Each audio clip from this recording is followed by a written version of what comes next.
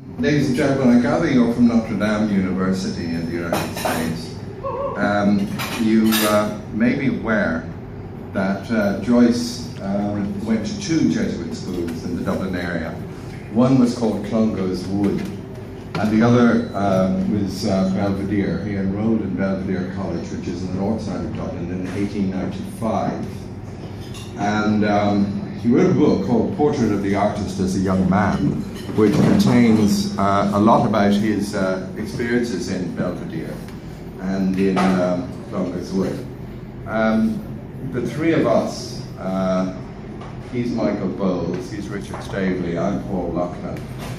We also were at Belvedere rather later than James Joyce. We left in 1963. When we left in 1963, we took a number of things with us.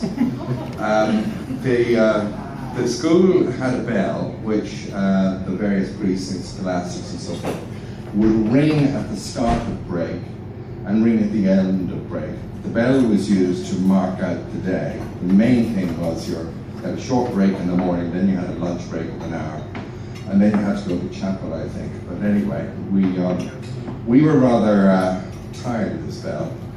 So the day that we left Belvedere in 1963, in May, I forget what date, the bell mysteriously vanished at lunchtime. And it turned up later in a house on the North Circular Road. And we have managed to hold on to it, and there are on it a number of names inscribed of people who were present at the time that the bell went missing. Would you like to hear the bell?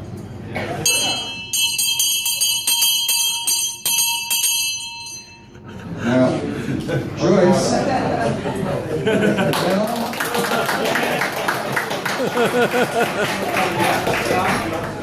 this bell has the distinction of being written about by Joyce in Portrait of the Artist as a Young Man, which he wrote before Ulysses, which is the one you're all familiar with.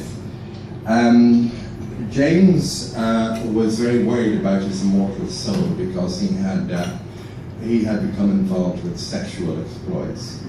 He was quite young at this point.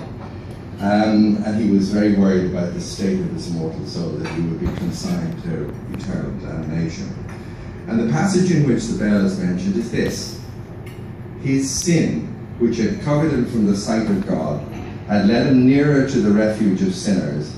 Her eyes, her being the Virgin Mary, by the way, seemed to regard him with mild pity. Her holiness, a strange light glowing faintly upon her frail flesh, did not humiliate the sinner who approached her. If ever he was impelled to cast sin from him and to repent, the impulse that moved him was the wish to be her knight. If ever his soul, re-entering her dwelling shyly after the frenzy of his body's lust had spent itself, was turned towards her whose emblem is the morning star, bright and musical, telling of heaven and infusing peace. It was when her names were murmured softly by lips whereon there still lingered foul and shameful words, the savour itself of a lewd kiss. That was strange. He tried to think how it could be the dusk, the deepening in the classroom, covered over his thoughts. The bell rang.